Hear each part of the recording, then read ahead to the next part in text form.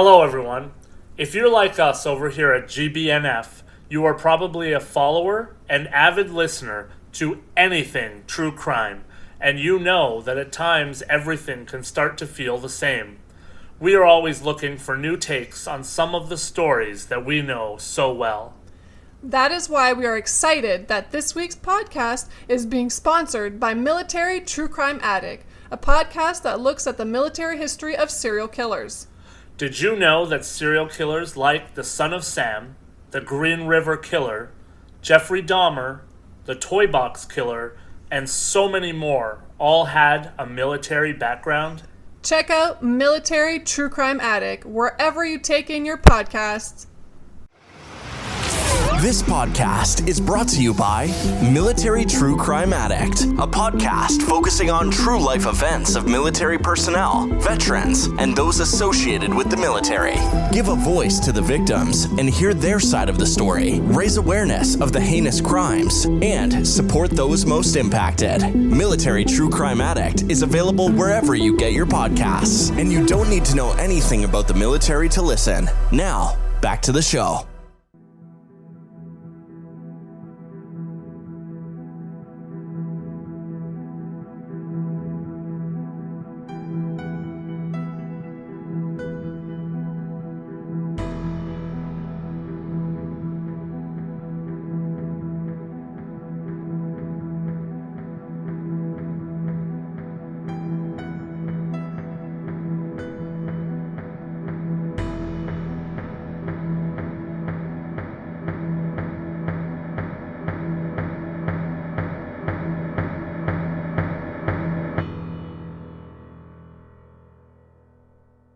Hello, everyone, and welcome to episode number 7 of Gone But Never Forgotten.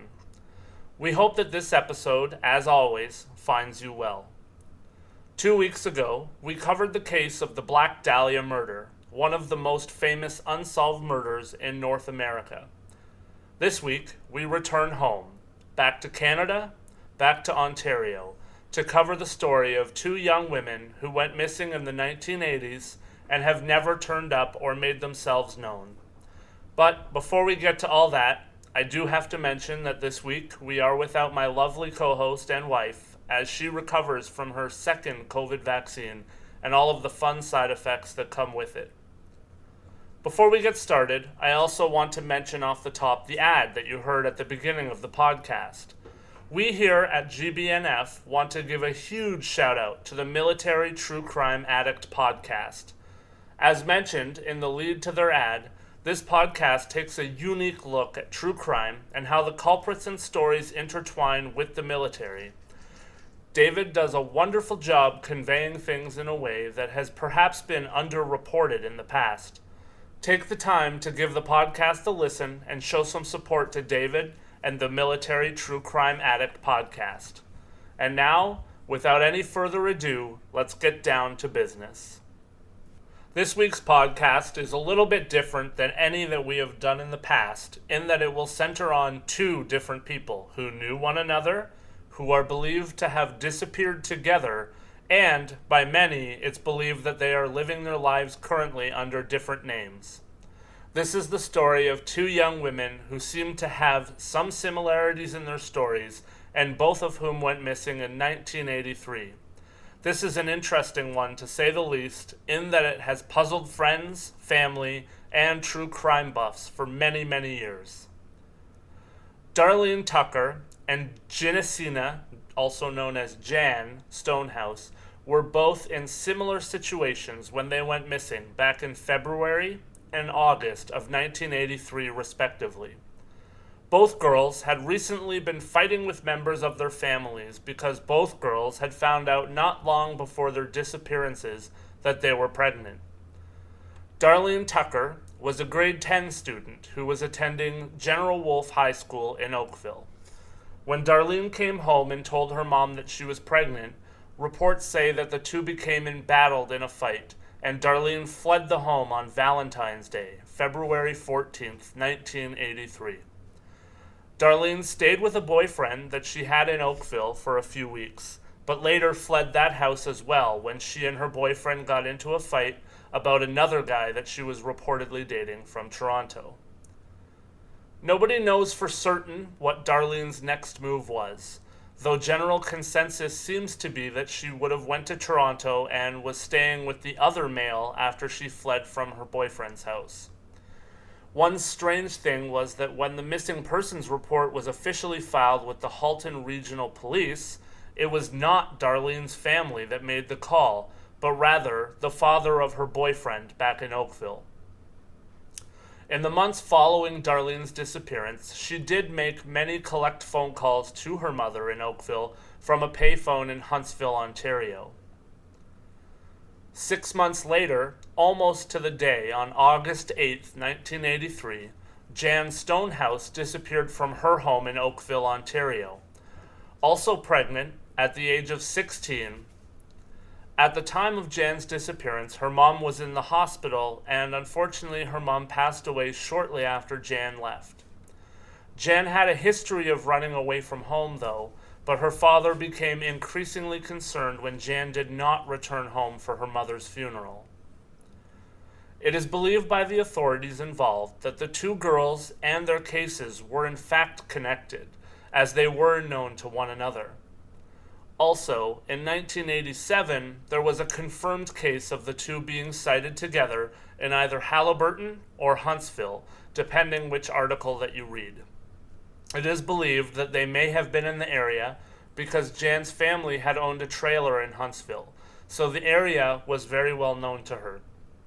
This was the last official and confirmed sighting of the two girls. Also, of note, to be a confirmed sighting, that means that someone that knew the girls would have had to speak with them. That is the only way that a situation can be confirmed to have been the missing person and not just a sighting. This case is interesting because from the very outset, Jan and Darlene's cases were both looked at as voluntary missing persons cases.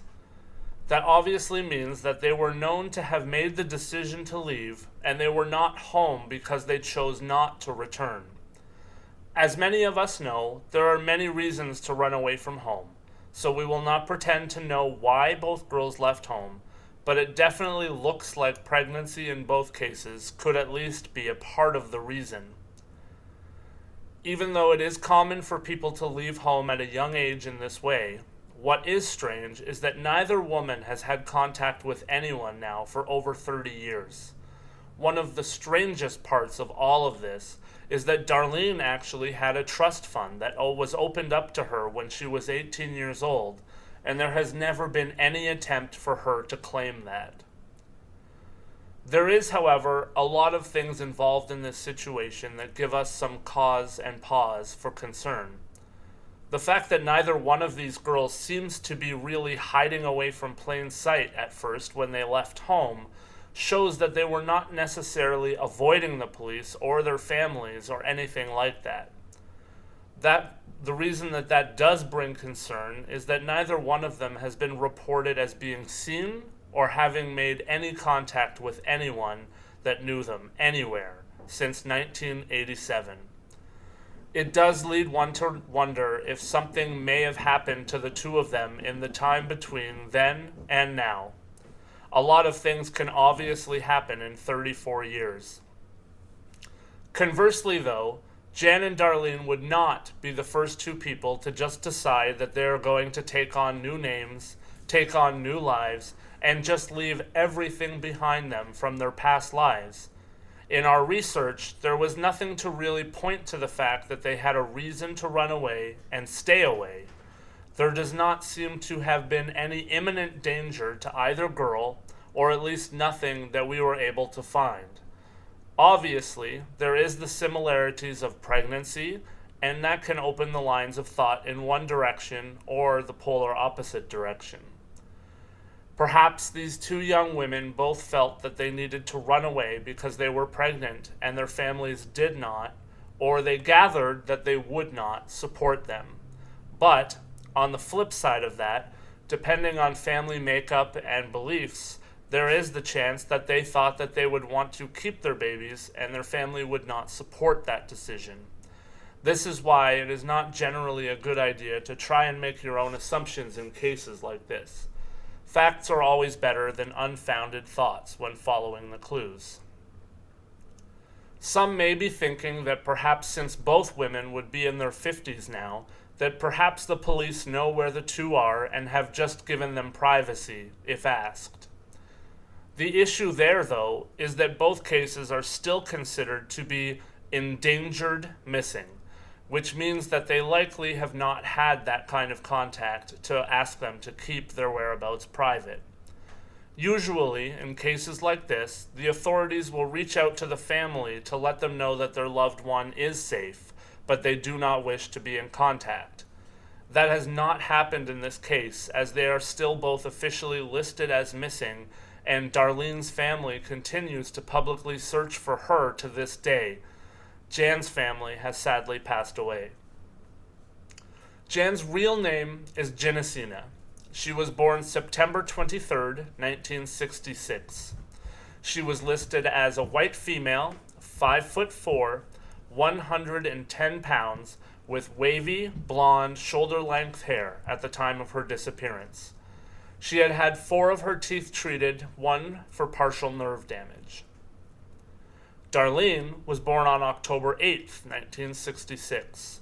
She was listed as a white female, 5'2", 119 pounds, with brown hair and blue hazel eyes at the time of her disappearance. She has a gap between her 2 front teeth and a scar on her right eyebrow and her right knee. She also had allergies that would cause her hands to break out in blisters. In recent years, internet sleuths have tried using social media to see if they could possibly track down Darlene and Jan. There have been a couple of different cases where people found a Jan on Facebook who looked like Jan Stonehouse, and Jan was also friends with a girl named Darlene who looked a lot like Darlene Tucker. Unfortunately, nothing came out of either one of those situations. Both of these women have people that would love to have closure on their story, whether it is family, friends, or people like us, telling their story and trying to find closure on stories that we come across. People go missing every day, and it's crazy how often that people do not get closure, and disappearances remain exactly that, disappearances. In this case, much like every case that we cover, we cannot stress enough how much closure can do for people. The sad reality is that closure is what is of utmost importance in situations like this. Even if either of these women did become victims at some point, that would almost be better for anyone than to just not know what happened to them. I cannot imagine the feeling of knowing that your child walked away one day and just never came back. Every day would be filled with more questions than answers, and every day would bring so much stress, anxiety, and sadness if that happened to me. I definitely think that I would just want to know at that point what happened, regardless of how great or terrible the news. As a true crime fan, my mind definitely goes to a lot of the worst places. I would constantly be wondering about things like cults, human trafficking, and other horrible things. Not to mention serial killers and things like that. My mind would always be spinning. All of that to say, Jan and Darlene, if you are listening to this episode, let someone know that you are all right. Let someone know that you are alive and well and just wish to be left alone. I would love to write a conclusion episode in the future where we can at least say that things ended wonderfully and that this was just the case of 2 people starting a new life. If you are out there listening and you know that either one of these women are alive and well today, let someone know.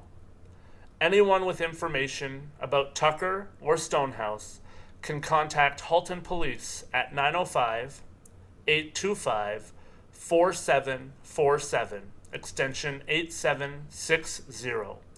Or you can call Crime Stoppers at 1-800-222-TIPS. That's 1-800-222-8477.